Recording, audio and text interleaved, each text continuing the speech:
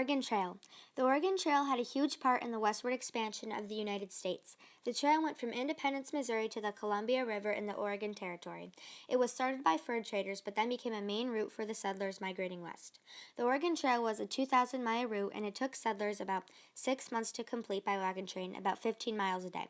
A schoolmaster named Hall J. Kelly encouraged Americans to travel to Oregon by telling them how Oregon looked with his own imagination by making pamphlets. In 1833, Kelly went out with a party to the west. They traveled first to New Orleans, but most of the men left the expedition. He still wanted to continue the expedition, so he went south and recruited a party of U.S. people that were citizens from Monterey.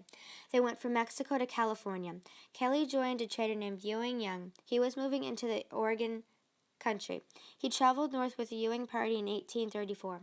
Kelly became sick with malaria in the Umpqua River. He wrote of his experience being sick.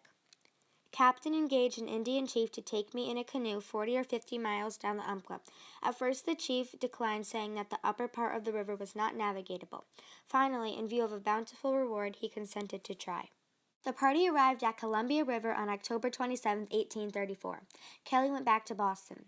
In 1832, a businessman who was very successful named Nathaniel Wyeth aimed to establish an operating presence in Oregon.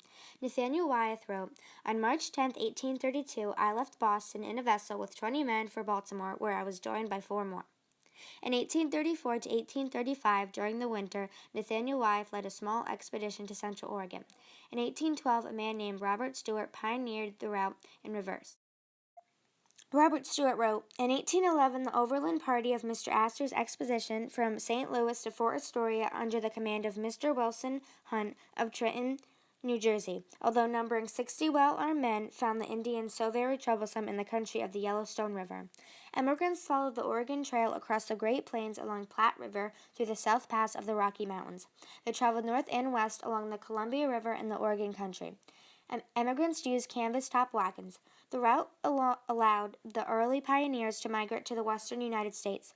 Marcus and Narcissa Whitman were 2 of the first immigrants to make the trip in 1836, although the first mass of the migration didn't happen until 1843. About 1,000 pioneers made the journey at one time. In early spring, immigrants would go to Independence, Missouri, and set up camp and wait for the grass to grow on the Oregon Trail.